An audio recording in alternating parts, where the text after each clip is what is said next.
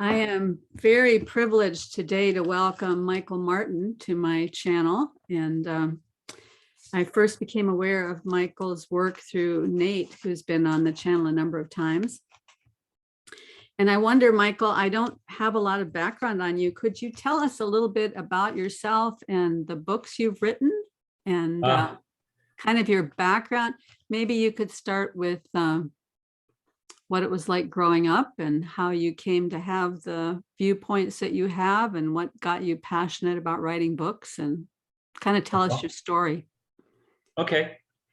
So I grew up in Detroit, which some people are surprised to find out that I'm a city boy, because now I'm a farmer, amongst other things. I'm a biodynamic farmer. But so I grew up in Detroit and in a very working class environment, going to Catholic school. And I was pretty good in school until 8th grade. And then, I mean, high school, my GPA was like a C-, which I think they gave me just to get me out. You know, because it was not doing it for me. So, so I hated school. And but at the same time, I was teaching myself how to play the guitar, and by the time I was 18, I had a recording contract as a musician. And so I was a musician for a while. I still am. But I left the music business when I was 26 because I was just disenchanted with that environment. It's a horrible, horrible environment. And the music business itself is really seamy. I mean, there are a lot of good people in it, the musicians, but the business side of it, you know, the people running that, it was I was disillusioned, to say the least. Mm-hmm. And so I left the music business and went to college at the ripe old age of 26. And I discovered, I had kind of discovered between high school and turning 26, how much I like to read, mm-hmm. and how much I was captivated by the arts and philosophy, and in poetry in particular. So eventually, you know, got the bachelor's degree, got the master's degree, got the doctorate, and my doctorate is in early modern English literature. And my specialty is, my dissertation was on religious experience as shown in various parts of post-Reformation English literature. And so in particular, I kind of have an expertise in the metaphysical poets, and in particular, George Herbert, John Donne, Henry Vaughan, Thomas Traherne, and Richard Crashaw. So, so that's that part of the academic part of my life. But I'm also a poet, and I'm married, and I have 9 children. And so if you hear me yell during this, the youngest 4 still live at home, and my 2 youngest have a basketball game today, so they're a little cranked up.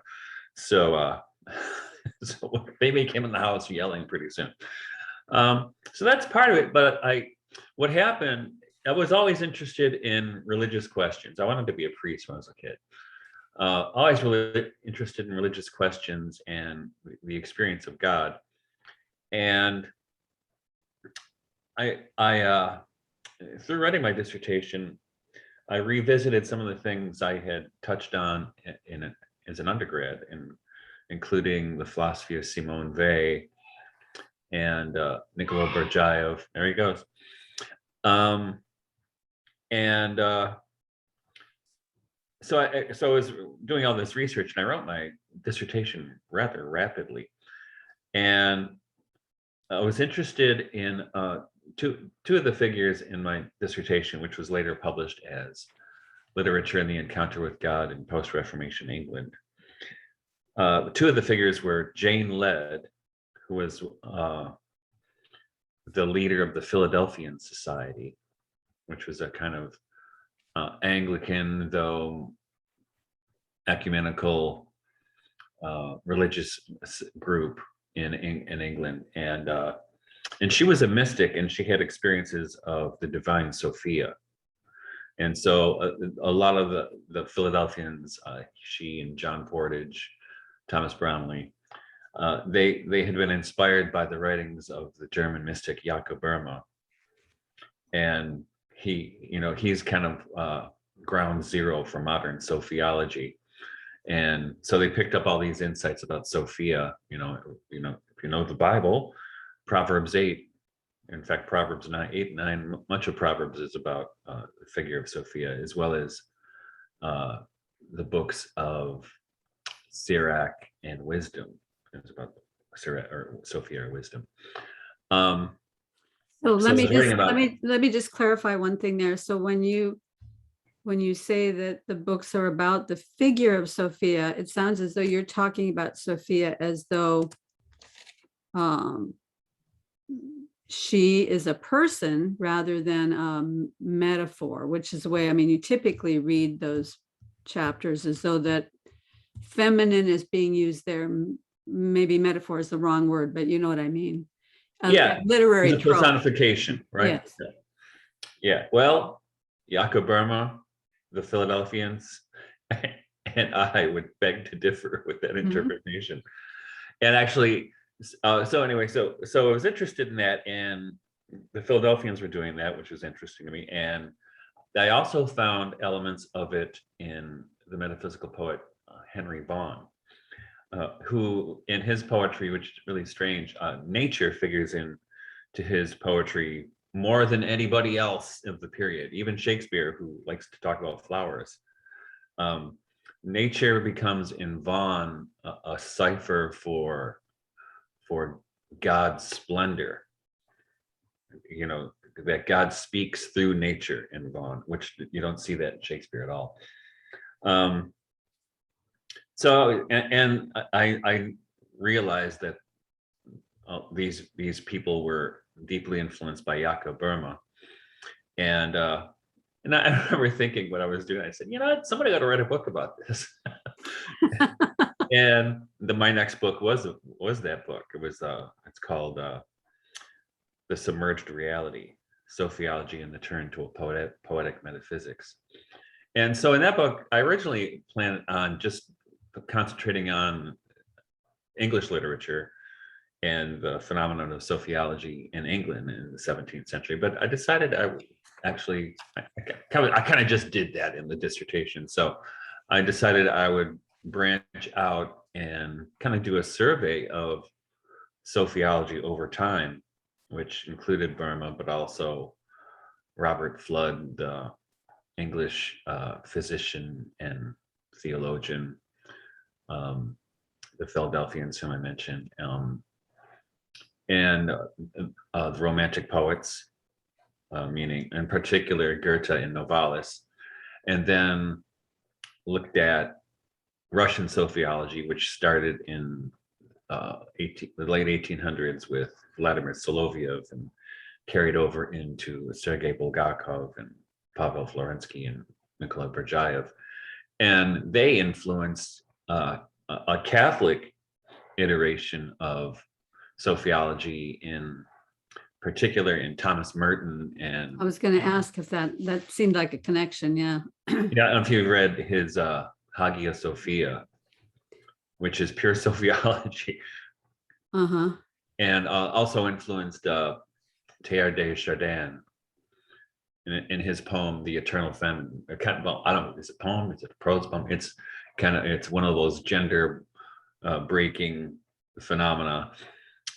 And also Louis Boyer, if you know him, he was really, he knew Bulgakov. And so sophiology really inspired him. And his book, I can't remember the title in French, but usually translated in English as The Throne of Wisdom, kind of explicates a Catholic sophiology. And so I thought, okay, I'm going to intervene here just for a second for my listeners, because the reason I wanted to get together with you is because I watched your conversation with John Vervaeke, and I realized that there were some connections between, they're probably a bit tenuous, but between you and I and the way we think about things. And one of the things that you said to John Vervaeke, well, John said to you, could you define for me sophiology? Because I'm having a hard time wrapping my head around that. And I noticed myself just now as you're talking, I'm thinking, well, there's probably a lot of people, and myself included, who are listening to this who don't know what sophiology is. And so I was tempted to ask you. And then I remembered that your answer was, the minute you start trying to pin something like that down with a definition, you've lost the essence of the meaning. And I mean, that's exactly the way art works. You can't, right? You can't, if you begin trying to define it too closely, or like pinning a butterfly to a board. Right. Right. We murder to dissect, right? Yeah. But could you just give a little bit of at least a picture of what all kind of thinking is included in sophiology? Because you've named a number of people. I've read little bits and pieces of their work, like Soloviev. I've got his book on love. Yeah. He probably has many books on love, but I have one of his books on love that I studied for a bit for one of the conversations that I had with somebody. And I've read a little bit of Bulgakov, and I'm familiar with Berdyaev's name. And I've seen Thomas Merton on YouTube, which was great, but very, very old film of him.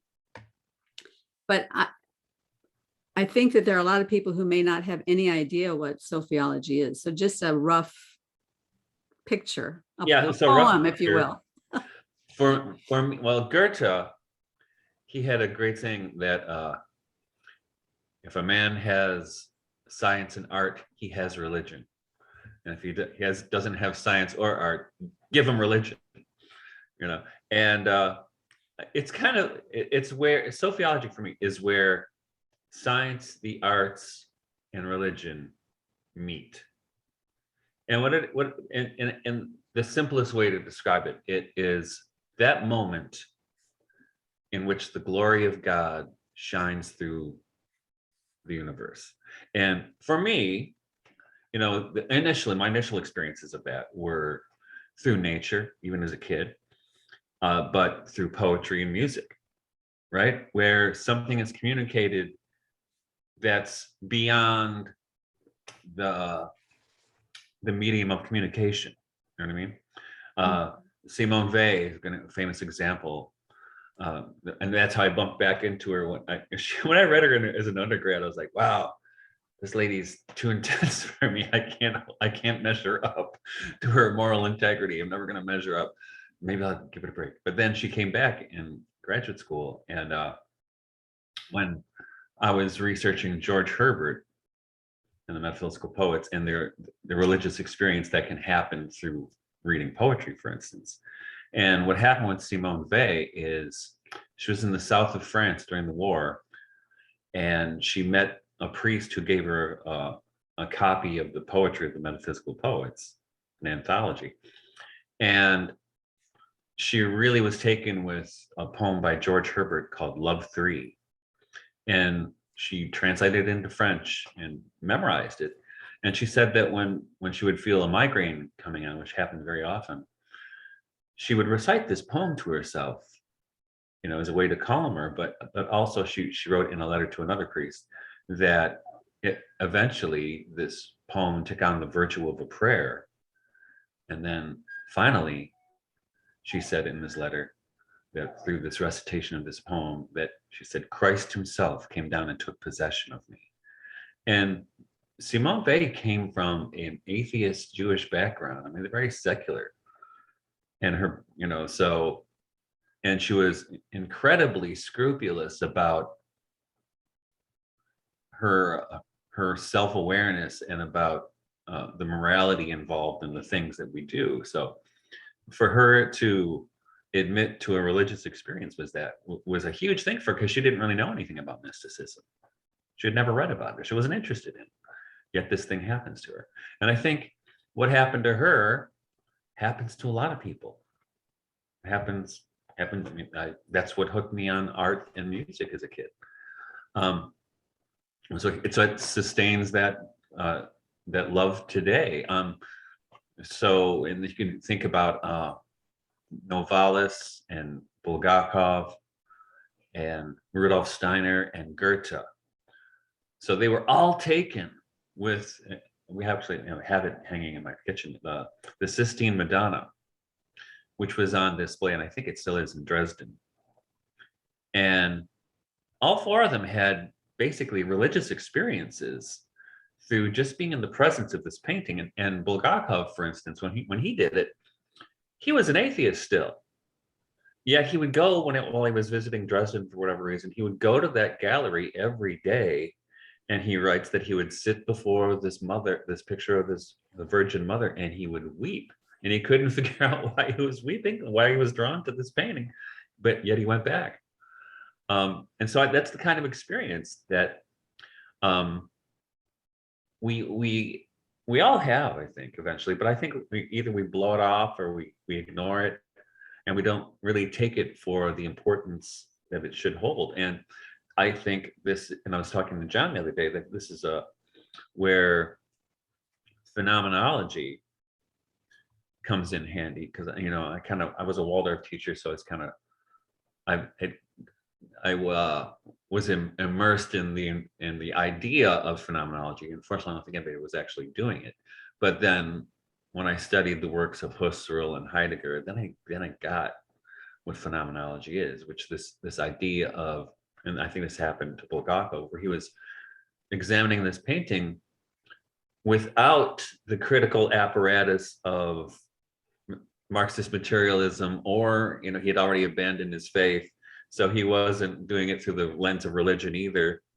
He was just letting the phenomena speak, and it kind of blew his mind. And I don't know if you're familiar with him, but Terrence Malick. Terrence Malick, movie director, yeah. Yeah.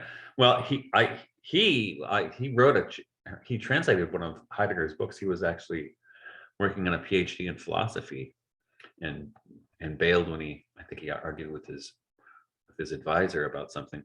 But his films are filled with these moments where what Hans Urs von Balthasar calls splendor shines through. We can call it the mundane or the commonplace, or this spiritual light. It's like through a stained glass window, right? You have to have something shining through it to make it apparent. And that for me is the sophianic moment. And the way I think about it is, if you read Proverbs 8, where Sophia, or wisdom, speaks and is accompanying God at the creation, right? I was with him at the beginning, before all things were made. And as his hand, and she says, as his servant, or his handmaid, right? And then what does it say in the Gospel of St. Luke when the angel greets Mary? She says, "Behold, the handmaid of the Lord," right? So in this is the essence of sophiology, is that as Sophia is present, is almost the vessel or the conduit through which the Lord creates all things in goodness, so is the Virgin Mary, the analogous vessel in the Gospel of St. Luke, where the world is recreated through the Incarnation, right? And this is, Burma gets into this a little bit, but I think that, and I think it's also what happens when we have those moments where the splendor shines through works of art or liturgy or whatever it happens to be, nature.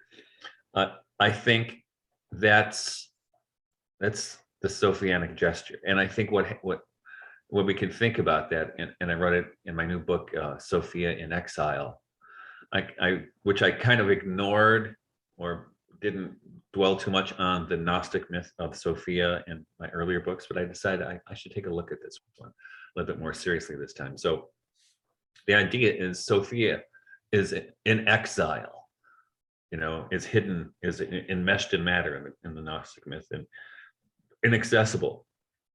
But then Christ rescues her, or different versions of the story. But to my understanding, that Sophia is an exile, which, call it, Sophia could call it wisdom, God's splendor, is an exile. And it's an exile from all of us. But it's not really Sophia who's in exile. We're in exile from Sophia. We're in exile from God. We're in exile from each other. We're in exile from nature. And so, I don't know if you're familiar with the Irish philosopher William Desmond. I am not familiar with any philosophers. I have to tell you, I'm a blank slate. I am your 26-year-old self. I've been absorbing everything I can get my hands on for the last 4 or 5 years because for many reasons, I didn't have the time or the opportunity. And 4 or 5 years ago, I sort of woke up one day and just started absorbing everything I could get my hands on. So I'm not familiar with that person. Okay, well, Desmond's got this word he uses a lot. But just before you go there, I want to say something about what you just said about, it's not that Sophia is in exile, but we are in exile. And it was an insight that I got many years ago when my daughter was maybe 2 years old one time. And she did something very naughty. I don't recall what it was. And it happened to be when there were a lot of people in the house. And so I had to kind of take her aside into a private room to talk with her about it. And she wouldn't give me eye contact. And I was a big supporter back in those days of this idea that you should never use your eye contact for reproof or judgment. You could modify your voice for reproof, but never use you always use your eye contact to express love. So I'm there with this loving eye contact, all prepared, but she wouldn't look me in the eyes because she knew that she had done something wrong. She's only 2 years old, but she knew. And so it's like us with Jesus, that we when we know that we're in a space that isn't good for us or for the world or anything else, that's exactly when we won't look at him. We won't seek him. We won't see what he is. We won't see the God sightings in the world all around us. Right. Who told you we basically exiled ourselves, right? Yeah. Well, that's what happens with Adam and Eve, right? Who told you we're naked? Yep. Yeah, exactly. Yeah. Shame. Mm-hmm.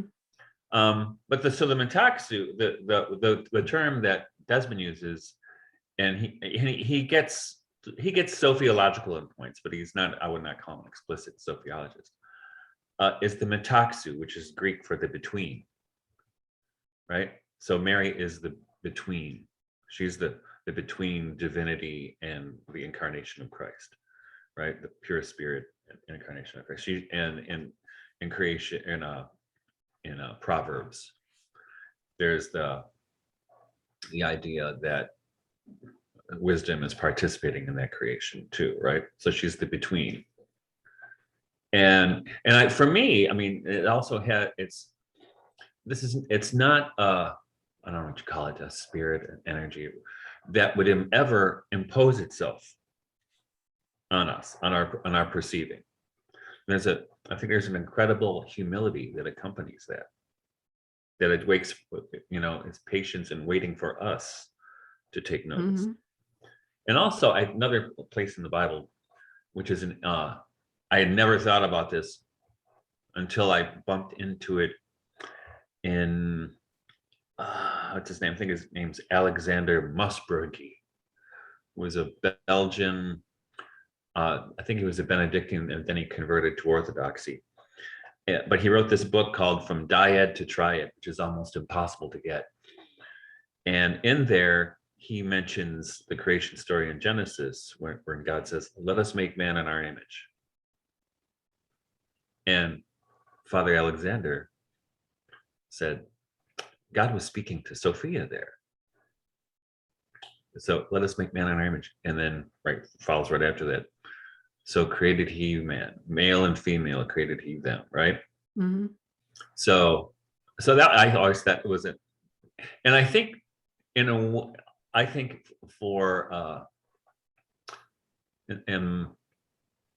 for our times, I think there's a tremendous amount of healing that comes with this kind of recognition. And unfortunately, I think in the 70s and the 80s, there were a number of, kind of militant feminist theologians who were basically trying to topple God the Father and stick Sophia in his place, which I think it's notoriously not what's going on. And which is why when I wrote the Submerged Reality and my publisher sent it to John Milbank to look at, John described what I'm doing as a kind of feminist theology in a way that I don't think feminist theology goes far enough. And I think that's actually, it was an accurate reading of what I was doing and what I'm still doing. So in other words, your book was saying feminist theology, the way it is constituted today, doesn't go far enough. Right. It got stuck in a politics time loop or something. It was to get stuck in politics. And but it's not to say that there aren't feminist theologians out there doing a similar thing, like I can't remember her name. She teaches at Notre Dame. You're not thinking of Catherine Pickstock? No, I'm not thinking. But what I do is very agreeable to the radical orthodoxy movement, which is why, and I had read a little bit of radical orthodoxy before, but not a lot. And I didn't really think I was doing radical orthodoxy, but I think a lot of the radical orthodoxy people have seen what I'm doing, and they see me as part of the team. I can't remember her name. She got a PhD in science first, and then started working in theology. And it'll come. I quote her in my books. I just can't think of it right now. But so there are feminist theologians out there who I think are doing a kind of sophiology that, or at least that have a kind of balanced approach to this question of the divine feminine. Well, so let me ask you a question here that occurs to me, because I don't come out of a Catholic or Orthodox tradition. I became a Christian when I was about 30, so I've been a believer for a long time. And I've always been within some sort of Protestant church, although I've never called myself a Protestant. Mostly I've been in what you call Bible churches, just sort of non-denominational churches. I've had many, many experiences like you describe of the light breaking through and powerful. And to even talk about those experiences or try to define them is impossible, because anybody, it's like, well, it's like trying to explain a dream to somebody. Or like when you get a gift in the dream and you where to go, right? Right. So it's hopeless to talk about that, but I've had these powerful experiences. I've had, I wouldn't call them visions exactly, but something approaching a vision in some of these experiences. And I always attributed that experience to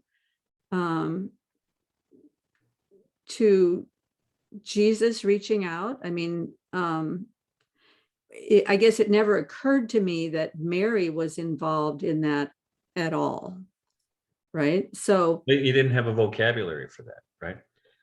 Well, I think that's, I didn't have any sense either that it was either. So just give me a minute here to flesh this out, because it's kind of a big idea in my head. I wouldn't say that it had any essence to me of either femaleness or maleness, but since then I've done a lot of reading. One of the guys I've been reading quite a lot lately, after I got interested in Jordan Peterson, I saw him talk one time to Ian McGilchrist. So I got McGilchrist's book, and on the left and right hemispheres of the brain, and I started reading that. And a lot of these things, when I look at science, because I'm looking through the lens of art, I can see many possibilities there. It's not just all the material stuff. Mm-hmm. So I'm not speaking from a materialist perspective here, but McGilchrist's idea is that the left and the right hemispheres of the brain each have a different task. So they give you a sort of a binocular vision of reality, of the world, because they each come with their own. There's a lot of overlap between them, but each of them has a different kind of attention.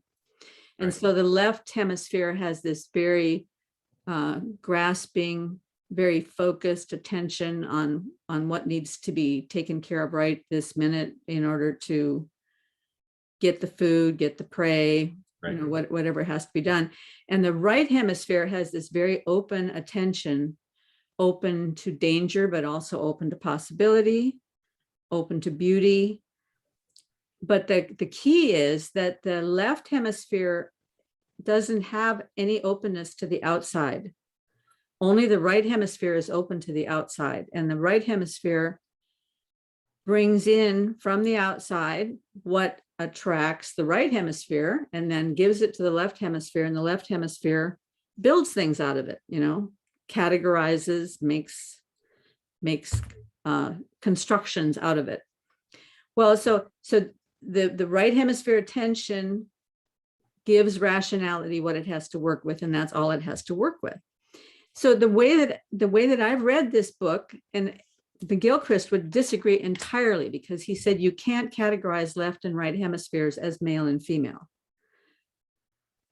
But I think he's doing that to rescue himself from the common viewpoint that's operating in the world of today, because to me, I can't see it any other way than as a marriage.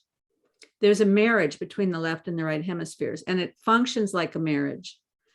And each one has certain roles, and they have to work together, otherwise nothing's going to happen. Right. And so this right hemisphere openness and kind of a diffuse attentional focus, the picture that I get is very much like my husband and myself, because he's I know there are a lot of men that also have a right hemisphere dominance, but my husband is left hemisphere all the way down. And I'm pretty much right hemisphere all the way down. There's enough left hemisphere in me that I can translate between the two of us. That's the only thing that holds, that and Jesus is the only thing that holds us together. But so I see it as this marriage thing that's going on. And I also see the right hemisphere as having this, because I'm feminine, because I'm a woman, I see it as being more of a feminine approach to things. So when you are talking about sophiology, I can understand it from that standpoint, because there's a certain way of knowing that takes place coming from the right hemisphere. And I don't know if you're familiar with Esther Meek. No. Okay, she was a student of Bernard Lonergan and somebody else whose name I can't remember. But she came up with something that she calls covenantal epistemology. Okay, I've heard of that. Okay, so her idea is that, here's a simple example. I mean, it's a much bigger idea, but a simple example would be, you have a rose bush. You want to be able to learn how to prune your rose bush and do an adequate job of maintaining it, nurturing it. The only way you can do that is if you get to know the rose bush. You have to enter into a loving relationship with that rose bush in order to know it enough to care for it. And that's this right hemisphere attentional focus, is that what it comes down to is, she says that everything that we know is an offering of love, that all knowledge that's available to us is actually an offering of love. And then we choose which of those offerings of love to receive and to develop this relationship with. Yeah. Interesting you say that. So a couple things. One, what you're talking about, and I think this is a big part of sociology, is a kind of integration of spheres. So as the metaxu, right? Sophia is the place where the supernatural and the natural meet and become one, right? I mean, it might be, I wouldn't even say it was tenuous, but it might not be as obvious as one might think, but that's where that happens. But I think also, talking about the right brain or left brain, male, female, and Carl Jung was really motivated about this, interested in this idea. It's in what they call in alchemy the chemical wedding, right? The integration of both of the male and the female. So in Jung's psychology, the male has to integrate his anima, right? His feminine side, and we often and likewise the woman has to integrate her masculine side. And it doesn't mean you become gender neutral. It means it means, because otherwise what happens is, according to Jung, that opposite becomes projected out in a dark side and a light side, right? So it could be an obsession with,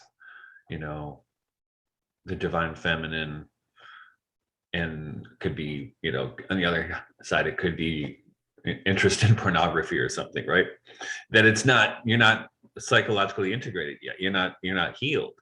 And I think for myself, marriage is a way to heal that relationship, and you'll notice people who are opposites marry. I mean, there's like my wife and I, we have a lot in common. We actually run our farm together, but she's very introverted. I'm very extroverted. We're very opposite in some ways. But and in fact, in my book, I have a chapter in Sophia in Exile. I have a chapter on marriage, the sociological structure of marriage. And you ever hear the folk ballad Tam Lyn? There's a beautiful version of it by, what's her name? Anais Miller, who wrote Hades Town, I think it's called. She's got a great version of it. But what happens in this ballad is it's a fairy night ballad. So what happens, this girl meets this fairy knight who gets her pregnant. But she doesn't realize he's a fairy knight at the time. And he's trapped by the queen of fairies. He's enthralled to her, but he tells her, there's a way you can get me free from this spell. And here's what you'll have to come on Halloween, and you'll see me and hold on to me. But while you're holding on to me, I'll turn into a fire, but don't let go, because I'll turn back to myself. And then I'm going to turn into a bear, but keep holding on. And then I'll turn into a lion. And then finally I'll turn into a knight, and I'll be naked, but you'll have to cover me with your mantle. And I think that's a perfect explanation of marriage. You have to hold on while each other, both partners have to hold on while the other is changing. I mean, it happened. That's one of the great tragedies of modern life. I was just having a conversation with somebody else about this, that the world today says, any sort of suffering or difficulty or struggle in your marriage means that you're not getting what you deserve and you should just get out. Yeah. And there were so many times that could have happened in our marriage. Many, especially the first 15 years were in many ways just hell on earth. But the last 10 years have been so sweet, and they just keep getting sweeter all the time. So we would have completely missed this if we had given up early on, So yeah. Plus, I mean, I learned a lot and I grew a lot during all those difficult times, and so did he. So you miss all that stuff if you don't deal with the struggle. You could get your guitar out and play that song for us if you like. I was thinking about. I don't have the lyrics in my head. Oh, okay. I don't have it. But I'll send you a link of that one. Yeah, I started out in music in the beginning too. So, yep, I think you and I have a lot of overlap. There was a time back in the late 70s when the world was going through an economic situation not dissimilar to what we're doing today. Yeah, I remember. And I lived in Detroit at the time, and my dad worked in a factory. It was not. Well, my husband and I said, we're going to do something about this. So we went out and we bought a little hobby farm and we stocked it up, and we had calves and pigs and chickens and ducks and geese, and grew all our own fruits and vegetables. And And so took we care did. of ourselves. We had our Uh, own dairy cow, and we were ready to go. But 3 years into it, just before Reagan got elected, we had a house fire and burned down and lost almost everything. So Wow. So that was the end of that little dream. But fortunately, Reagan was elected, so the world didn't collapse. But yeah, I understand the whole thing. And that was back in the early days of the whole botanic farming and organic farming. And There were 30 years ago when I started getting into it, there was one biodynamic farm in Michigan. And now I don't know how many there are. I mean, just so how does biodynamic differ from organic? It's organic plus. So the one thing is, in biodynamic farming, the ideal is to have an enclosed system. So everything, whether the animals are fed from produce from the farm. You don't bring things from outside. The fertilizers, that's what we did. compost is made on the farm. The water, you don't bring in anything. So for us, all of our water comes either from our pond or our well for the plants, and we have woods. So we have woods, water, and gardens and pasture. So we're only on 10 acres, so we have all that, and we raise hogs and dairy cow and chickens and ducks and bees. Mm-hmm. So that's the one thing. The other thing is biodynamic farming uses these things which almost sound like witchcraft. That they're biodynamic preparations for the compost pile and for spraying on the plants and on the soil. And I'll just tell you the two main ones are the horn manure and the horn silica. So what happens with the horn manure? You fill a cow's horn with cow manure and bury it over the winter months. Usually I do bury mine around the end of September and dig it up 6 months later. And what happens is that manure becomes like kind of a homeopathic compost. And then what happens is you add those contents to a bucket of fresh water and stir it, going back and forth for about an hour, and then spray it on the soil. And that's actually it lends tremendous microbial life to the soil. And with the horn silica, it's made with powdered quartz that's put into the horn and buried over the summer months. And that one is used for a spray on foliage, which, because it has silica, it strengthens the plant and also helps it fight against fungal diseases and insects. And so I've been doing this for 30 years, but this is the third place we've been in that time.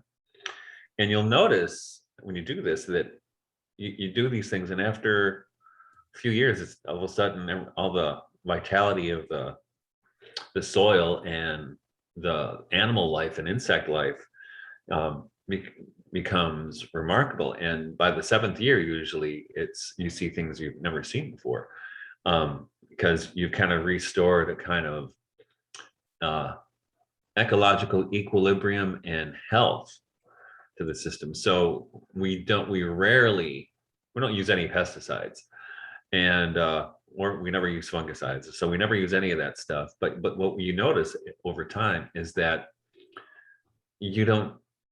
And in fact, when you start in that kind of cycle, we were really clobbered the first few years by insects on certain crops. But then this last year was our 6th year on this farm, hardly any problems at all. Mm-hmm. And because everything has been brought back into balance and harmony. And a big part of that harmony is planting by the cycles of the moon, right? So planting root vegetables, for instance, when the moon is in an earth sign, or leaf vegetables when it's in a water sign, and fruits when it's in fire, or flowers when it's in air. Now, So do you have any idea why that works? I mean, is there a scientific reason without pinning the butterfly to the wall? Is there? Um, well, I think with the planting, I think it has more to do with the farmer's intentionality and working with, so it's kind of the farmer becomes the mitaxu, and that's so you're working between the cosmos and the earth, right? So you're the conduit there, and so I think in that case, I think, and other people have different opinions, I think it's the intentionality of the farmer by integrating him or herself with those two realities, right? With the spiritual reality or the cosmic reality and the physical reality here on the soil. And interestingly enough, now this all came from Rudolf Steiner, who is kind of a modern Rosicrucian. And I hate to use that term Rosicrucian, but that's what it is. Because, and again, this goes back to my doctoral work, in the 17th century, there was this Rosicrucian Führer, they called it, where there were and people didn't know who these guys were. They came out with two documents initially, the Fama and the Confessio, the Fame and Confession, which explained this kind of secret order that nobody knew about. And it was interesting as they were interested in people have thought that Francis Bacon had something to do with it, but I don't agree. But there was a commitment to learning, so a commitment to science or natural science at the time, but also a commitment to the Christian truth. And interestingly,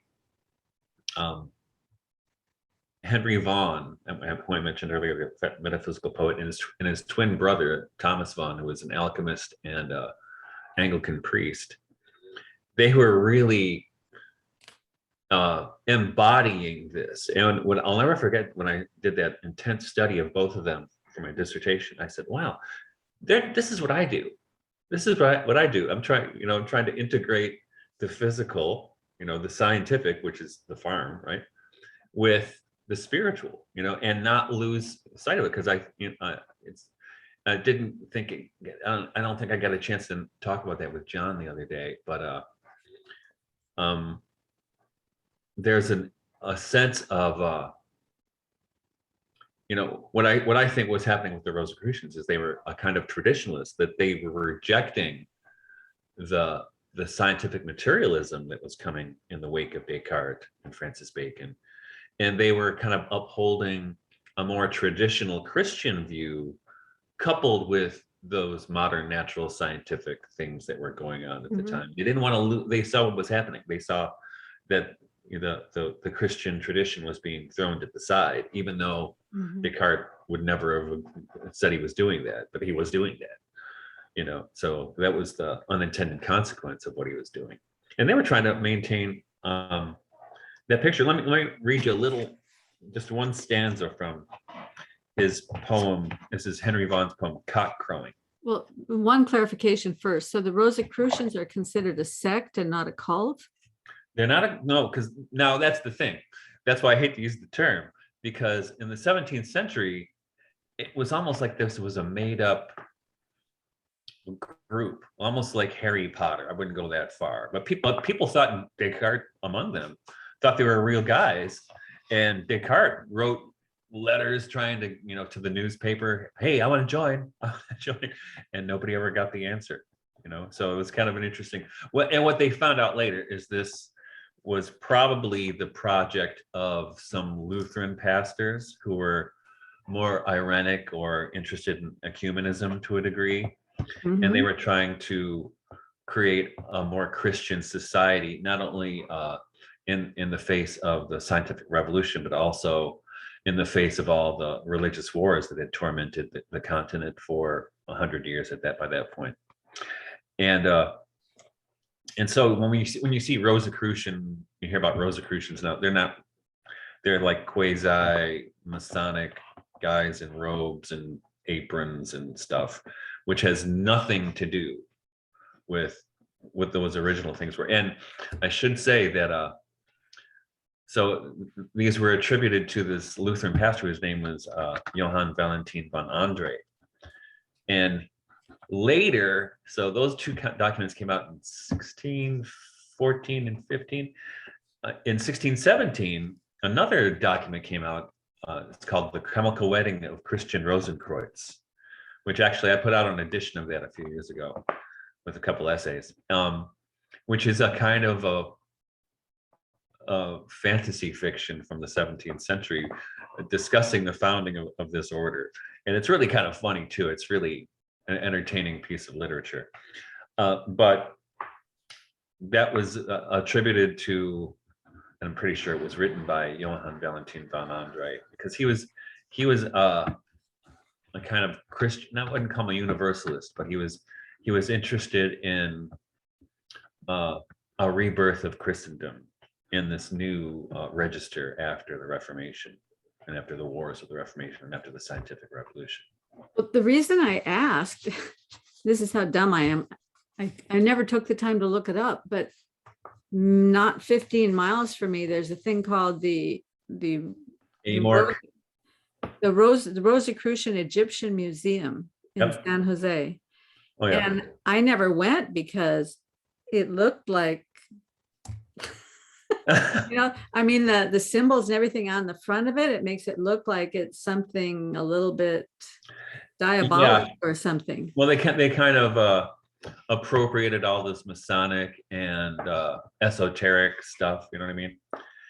But that's at least to my reading. So you're differentiating the founding of it from what it is now. Yeah, those guys like the term, right? And it was interesting, when you don't know who started it, you can appropriate your own. Yeah. Okay. And that's what I think happened over history.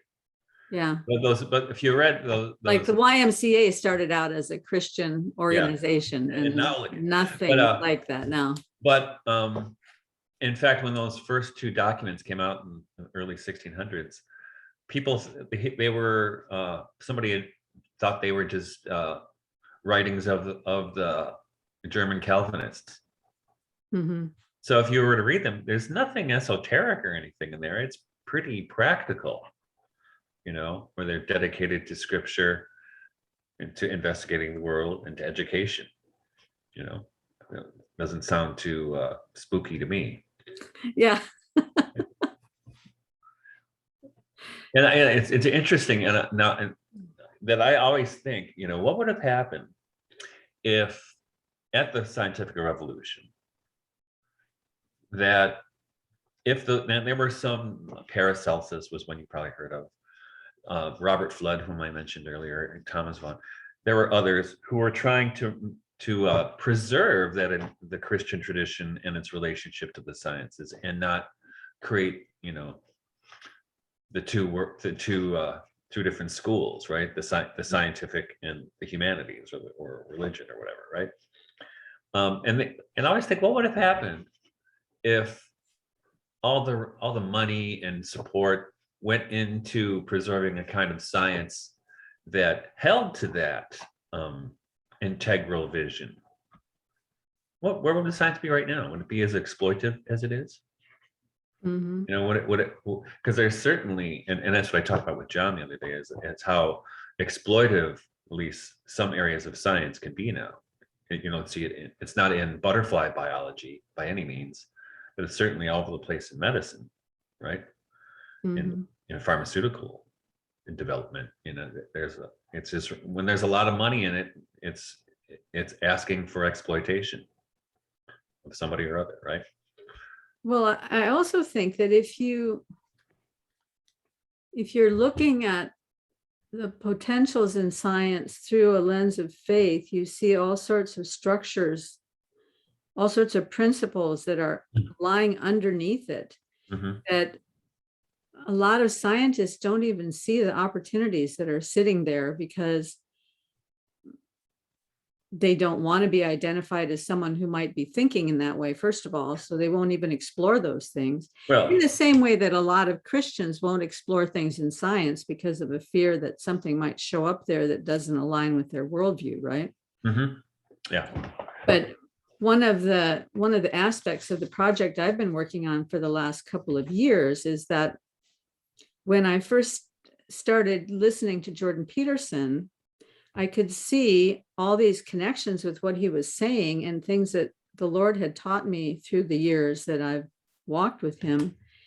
And and then I could see all these connections with the way that I view things based on my study of creativity in the elements and principles of design, which is a very different way of looking at the world than what you would call a strictly scientific view, for sure.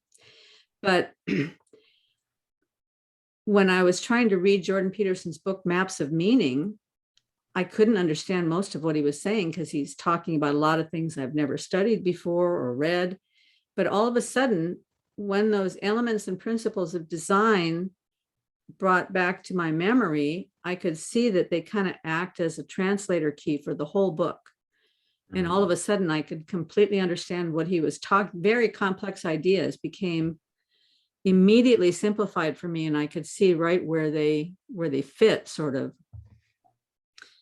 And I think the elements and principles of design create a matrix of unimaginable proportions. There's too much potential there. So what you have to do over time when you're working with that kind of thing as an artist is refine it down to a few basic principles that are kind of underlying everything. And one of those is relationality. Everything has to be relational because you're painting relationships. You're not painting things. Right. And things boil down to values.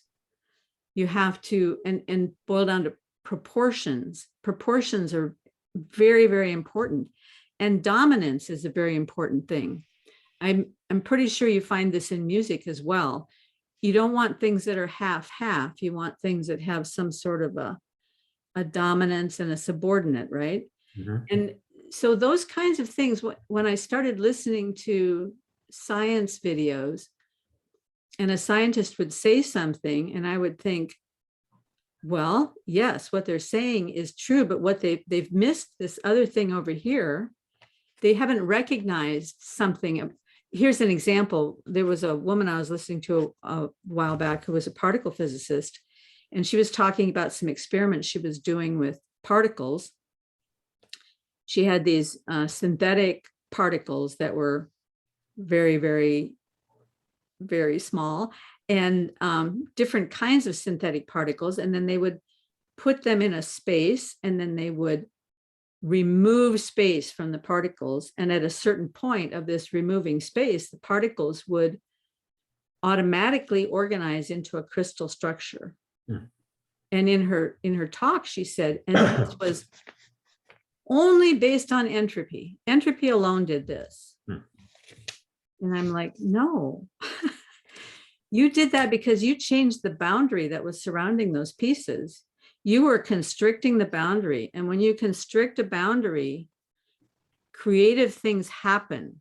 When limitation occurs, a creative thing happens, right? So if you don't recognize that you've constricted a boundary and that certain things happen when you do that, then you're not going to recognize that had an impact on your scientific exploration. And this is where I think scientists and artists and people of faith could work together and help each other explore ideas at an even deeper level.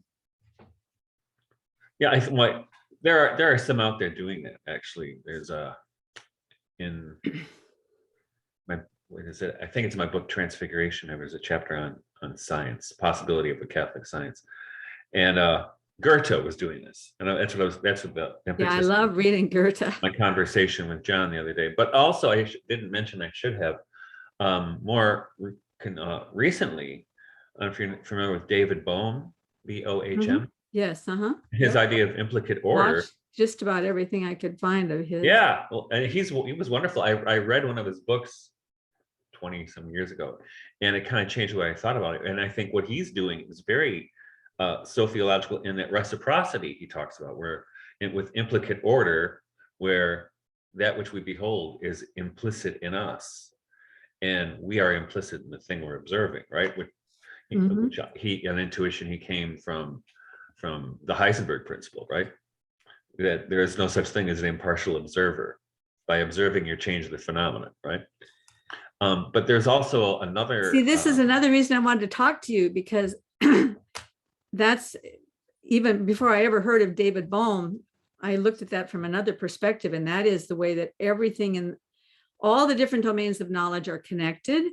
And if you look at something that's happening in one domain of knowledge, those same principles are operating in all the other domains of knowledge. And they're operating on the social level, and they're operating on the cellular level, and they're operating at every level, right?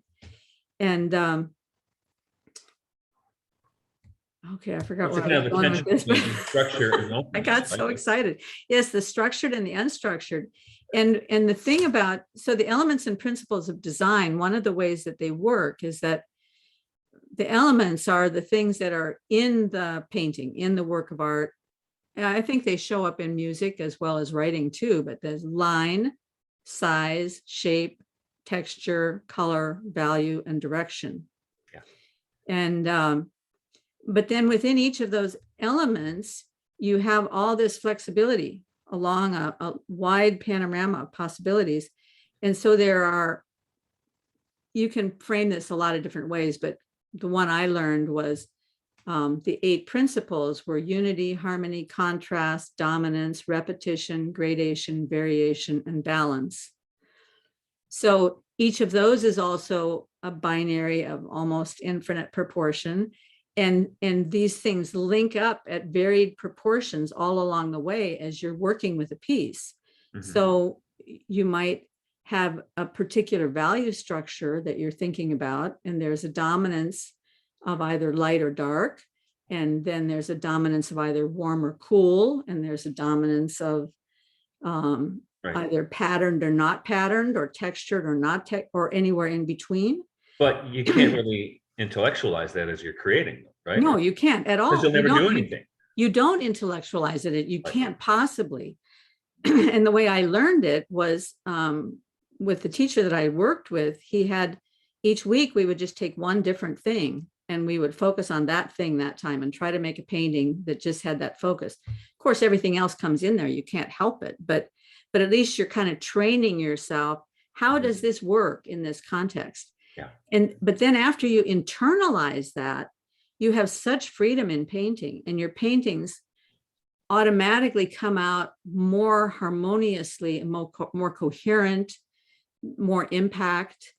And you have, when you get stuck at a certain place, you have a framework that you can go back and say, okay, well, why did I get stuck here? And what can I play with here that might make something else happen? And it just opens up your creativity. But that's the thing, right? Because music, poetry happens the same way. You learn all the principles, right? And you try to develop all these skills in this awareness, but eventually you have to forget about all that stuff and just be with them. But right. You can't be with it unless you've already done the training, right? Yes. Yeah. I always tell my students a story of that my soccer coach when we were kids. So we're like 7. He's teaching us how to dribble and how to play different positions and how to kick with the left foot, how to throw the ball in. So he does this, but we'll have the same coach for 7 years. When we're 14, first practice, he says, well, boys, I've taught you how to play the game. All I can do now is teach you how to cheat, right? Seriously? And that's it with the arts, right? It's it with just about any domain, because you learn all that stuff, and then you got to learn how to cheat, which means you have to learn how to push the rules. Oh, break the rules. Yeah. Right? Yeah. To reinvent the rules. Yeah. And you mentioned earlier, and this is you were talking about pruning a rose bush. So the way I got into farming is actually I was a landscape designer and gardener, which I kind of self-taught. And of course I was already a musician. And one time, I can't remember if I was at my house or my friend's house, but somebody asked me to prune an apple tree, I think it was. So I was pruning this apple tree, and I think it was my wife. My wife looked at me, she said, "You look different when you're doing that. Your face looks different." And a couple of years later, I was at the Waldorf school where I used to work, and I was sitting in my classroom when all the kids are out at recess, and I was playing my guitar, and my friend happened to be watching me, and I didn't know she was watching me. And she comes up to me and goes, And I was just improvising. I wasn't playing anything I thought of. She came up to me and said, Michael, your face looks totally different when you're playing the guitar. And I think they were both picking up on on this thing that you were talking about, where you have, you have the skills or the attention, but if you're attending too much to it, you'll ruin it. And so it really becomes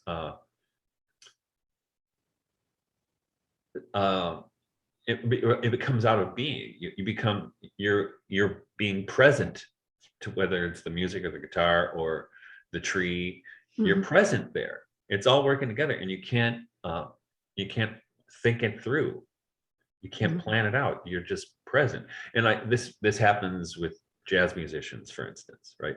When they're in that moment, and that's why they keep going back to it, and they don't care if it doesn't sell, because this is, when you're playing and everybody is listening to each other, but you're not listening too much to one person, or you're just being present to what's there. And it's very much a spiritual experience. It's something comes through that is greater than the sum of its parts, and it is totally unexpected at the same time. Well, there's a few things I do to try to help myself to stay away from the mental side of it, because otherwise I can completely ruin it if I go there. So one of the things I do is I listen to very, very complicated lectures. So then my left brain is completely engaged trying to understand what this person is saying, and then I just paint. One of the other things I do is, while I'm painting, is I purposely make chaos on my canvas first, so that I'm working against the chaos as I work, and finding little treasures in the chaos that might guide my work. And then when I'm working, I very often will make my whatever, if I'm using acrylic or whatever kind of paint I'm using, I'll make it quite fluid, so that I don't have a lot of control over what it does, and I have to move fast. So I can force myself to move quickly while I'm painting, so that I'm in the moment with everything I'm doing. And I don't always use all of those techniques at one time, but those are things that I do that kind of help me shut down the left side and let the, whatever that is, because it's very hard to talk about, because you can sound as though you're saying, oh, God guided my hands. And that's not what I'm saying at all. Yeah. But there is something else. There's something that's not me, because these things show up that aren't even something I could have imagined. So where did it come from? Exactly. Yeah. And that's where the best things come from, right?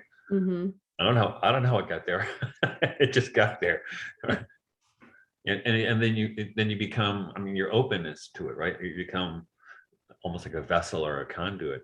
Something that's very Sophianic, right? It's got to have something, right? That whatever that inspiration was, and this is what Mozart said.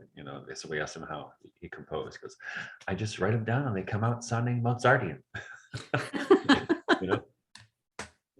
That's just how it is. I don't know how it is. But it's this birth of beauty in that way, right?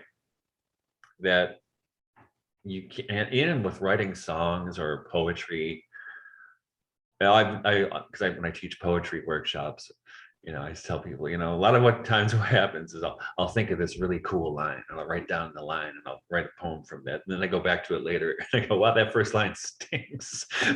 So they throw it out. But the thing is, I'm thankful for that first line, because if that first line hadn't shown up, I wouldn't have written the other parts.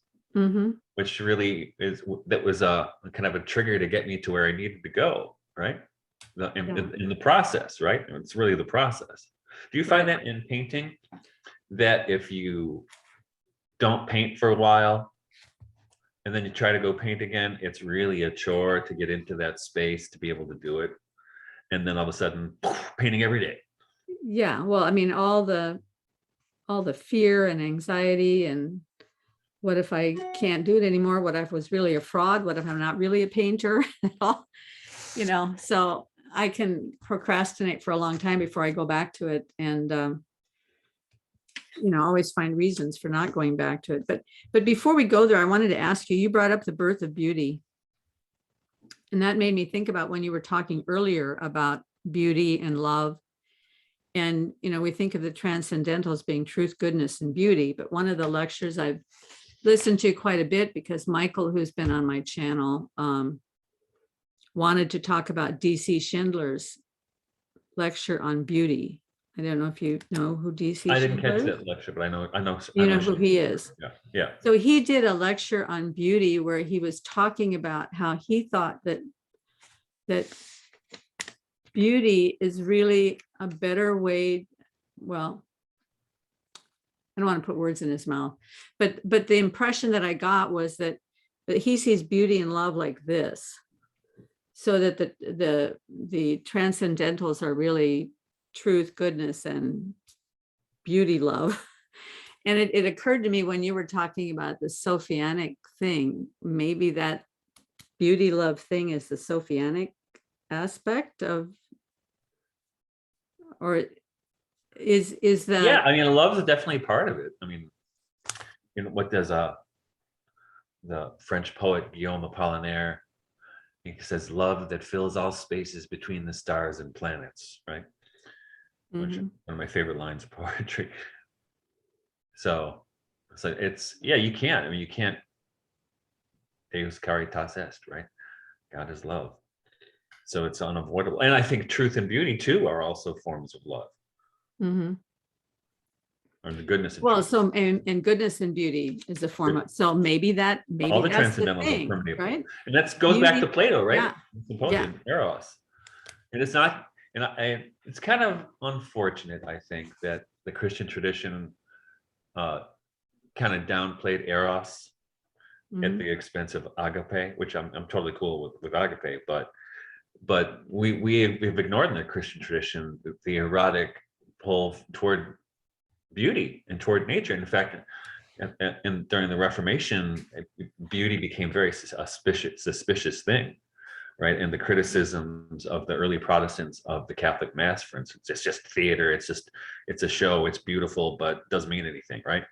And if you read John Milton or Edmund Spencer, who both wrote beautiful poetry, that suspicion of beauty inhabits theirs too, because if you're attracted, to something, you could be pulled out of yourself and into sin, which I suppose that's the risk.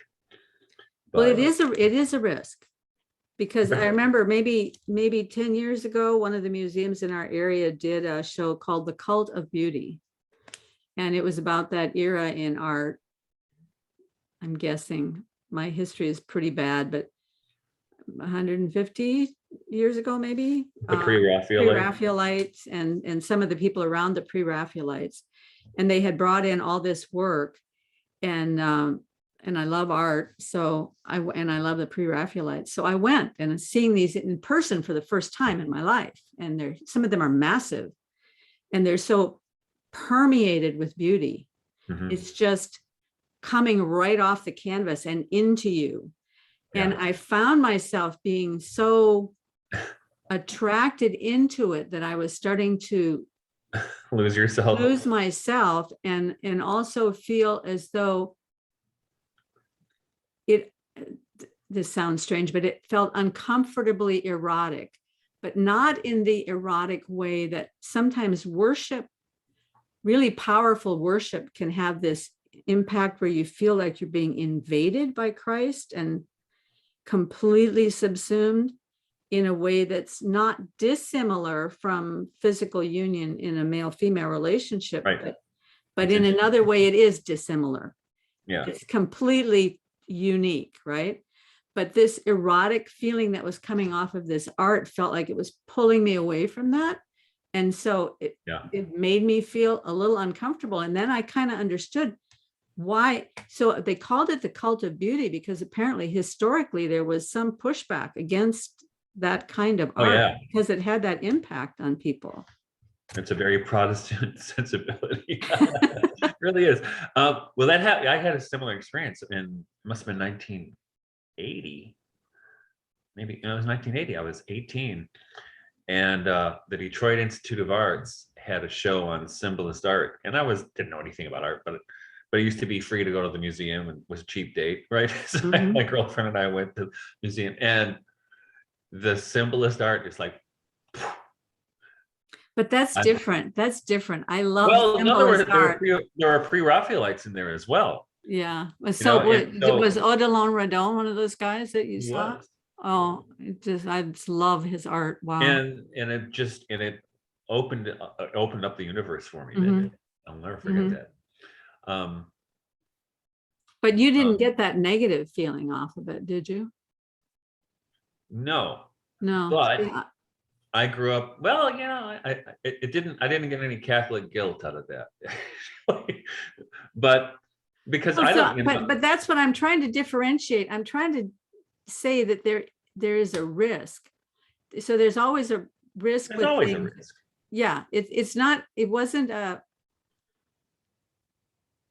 I didn't want to go over into guilt. Okay, so the risk would be that it would take you over there for some weird reason, but it's the same risk that I think occurs when we're using this right hemisphere openness can also draw people off into postmodernism and gender neutralizing and all of those things, because you kind of lose your boundaries. That's all. Right? That's an iconoclasm, isn't it? Yes, in a way. Yeah. Yeah.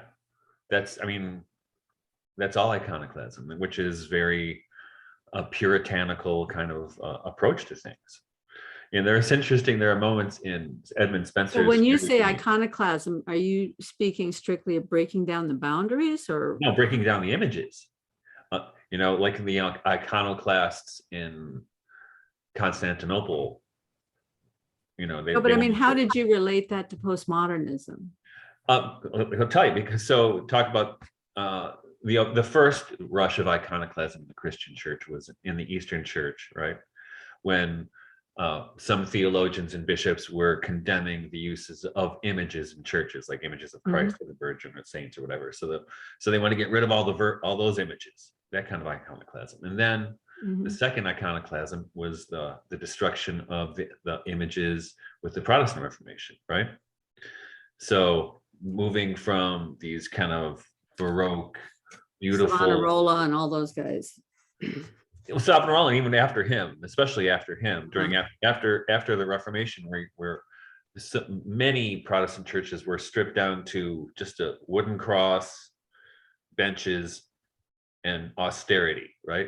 In fact, a friend of mine, he's a Presbyterian, or used to be a Presbyterian minister. He told me he went to Calvin's church.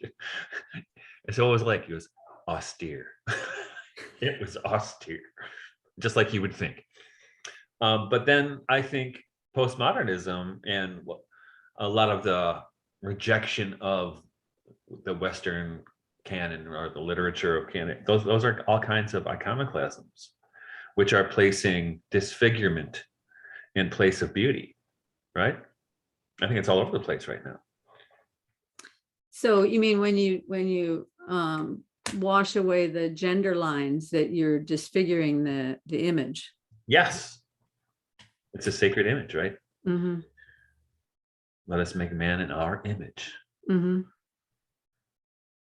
I think it's kind of iconoclasm. But the funny thing is, why don't they call it idolatclasm? Because icon is actually a good thing, right? Where you can see through the icon to the truth. Where an idol, you get locked on that. You get stuck there, like the golden calf. You get stuck on the golden calf. There's no place to go beyond that. Yeah, you get stuck on the golden calf, but if you look at the serpent raised up on the yes, exactly. I was having that conversation yesterday, because that was good. Put the serpent up there because that causes you to look beyond to Christ. Right. Well, I think that danger is, we're talking about the risk, right? Mm-hmm. That risk is there. I don't care what you do. That's the danger, the icon or the idol. Now, the French philosopher Jean-Luc Marion, for instance, in his book, what's it called? It's called God Without Being. He talks about this, right? The idol and the icon. So what is an icon? An icon is that which allows you to see through, Mm-hmm. or if you're thinking sophiologically, it allows what is through to see you, to come through, right? What is an idol? An idol is something that you look at and it works like a mirror, where it kind of it reflects back to you your own desires or your own problems or whatever it happens to be. So it's, you're not beholding it. But the thing, here's the danger, right? An image of whatever it is, like even the Eucharist, or the idea of the church, or whatever happens to be, could become either an idol or an icon for the same person Mm-hmm. at different times, right? And that was one of the criticisms of the Catholic practice of Eucharistic devotion, right? Mm-hmm. And by some Catholics and certainly Protestants, that you're worshiping something that's created, Mm-hmm. right? And so it's reflecting back to you. They wouldn't speak in these terms, but it's reflecting back to you. But people do this, right? So say people have an attachment to whatever it happens to be, even Christ, but you actually, what you're doing is you're not actually letting Christ speak through the image. And I don't mean image like picture, I mean, or a statue, I mean a concept, right? Mm-hmm. So rather than letting Christ shine through that concept, what you're really psychologically doing is projecting your own thing onto this image, and Mm-hmm. Jesus is like me. You know what I mean? Mm-hmm. And you're not this is I talked about William Desmond earlier. He talks about the porosity of being. You're not being porous, you're hardened. And when you have this porosity of being, there's a kind of breathing between you and that which is before you, like whether it's a concept of Christ or a poem or whatever it happens to be. There's a, if you, and that's something I think you need to cultivate, that porosity. And I think we touched on it. There arises a kind of porosity when we get to that point we were talking earlier about in the creation of art or poetry or music, where the structure doesn't disappear, but it melts away. It becomes a little bit more misty, whereas something else can move in, right? Mm-hmm. And I think it works also in the conceptual realm. I mean, you can have concepts and you can be so sold on your concepts or your politics, which doesn't allow being to shine through. Mm-hmm. So the fuzziness thing you were talking about, I think one of the keys to that for me is that there still has to be a boundary of some sort, but the boundary has to be of a certain quality. And that quality is that in the boundary, there are certain gates that you open in appropriate times and places. And then there are certain places that are permeable or porous that can let some things move through. There's osmotically things going out, things coming in, like breathing or allowing the light to shine in.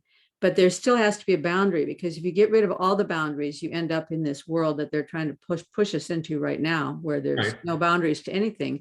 There's a lot of boundaries. When there's no boundaries, then I think creativity just is impossible, because creativity arises out of limitation. Well, their boundaries are still there, but you're not any longer thinking about them in that space. In the porosity of being, you mean? Yeah, I mean, they're still there. I mean, and I think, I mean, I don't think people permanently exist in that state, but those are the states that we live for. You don't live in that state, but that's the state you live for, right? Where those moments come through, where, well, yeah, and we mentioned Terrence Malick earlier, but I don't think I finished what I was going to say about him. In his films, he dwells on this idea of something shining through, right? In all of his films that I've seen, I shouldn't say all of them from The Thin Red Line in 1997, I think. He's got this idea where, and he uses light sometimes to show this, but often he shows relationships with people, that something beautiful comes through even in the midst of war. And at the end of The Thin Red Line. There's a beautiful, beautiful moment. You can find it on the internet if you haven't seen the film, where the soldier is kind of ruminating about his experience on Guadalcanal, you know, and as you're seeing the camera pan on all of his fellow soldiers. And it's, oh, my soul, let me see through you now. All things shining. And it ends with the billows of the waves behind the boat as they're leaving Guadalcanal. But all things shining. And that's the message of that film, is that it's all shining. And we don't pay attention to the shining. Mm-hmm. Yeah, one of my teachers years ago used to call it God sightings. Mm-hmm. You know, if you start every day with an assumption that there will be God sightings, and if your eyes are open, there will be. And yeah, or maybe we should say Sophia shinings. Well, God shines through Sophia, right? Yeah. I wouldn't want to. I mean, God appears through Sophia in Proverbs and in St. Luke. Mm-hmm. Right. So I don't want to know who it is. I don't know exactly how it works, but I know it works. Mm-hmm. This has been a delight, Michael. I hope we get to talk again sometime in the future, because I feel like we just scratched the surface. There's so much there, and I'd love to hear you play the guitar sometime. I would love to play for you sometime. Cool. Okay. We'll do that. You can play guitar, and I'll show some art. And okay, we'll do that. And I'd like to hear some of your poetry too. Okay. Because I think words are also, language is also something that can either be an idol or an icon. And when words are used poetically in that way, they can just open up other worlds, you know. That's so. Plus, I have this idea based on Stephen Wolfram's theory of kind of the computational nature of the world. I have this theory about love that I'd love to spring by you sometime when we have the time, but I have another guest coming up. Yeah, I got to roll. So, but let's do it again sometime. I'd love to. I feel so privileged that you gave me this time today. I'm so honored that you asked. And could you send me a list of your books so I can put them on my on the description section? I will. Actually, I have it on my website. I'll send it to you. Oh yeah, just give me your website, and that way I can clip up. I'm assuming that the Sophia in Exile is the newest, because I always, on the thumbnail, I always put the newest book. So. Yeah, that's the newest. Okay. Okay. Great. All right. This has been great. Thank you so much. Thank you. Okay. Bye-bye. Bye-bye.